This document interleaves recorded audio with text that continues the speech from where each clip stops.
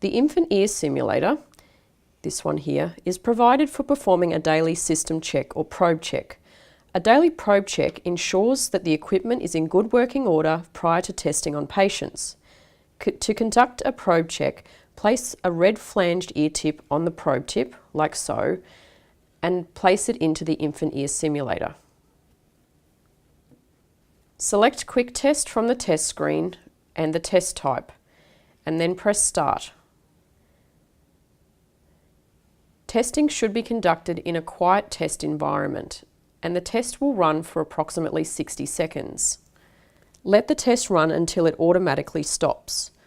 No OAEs or responses should be detected during this test.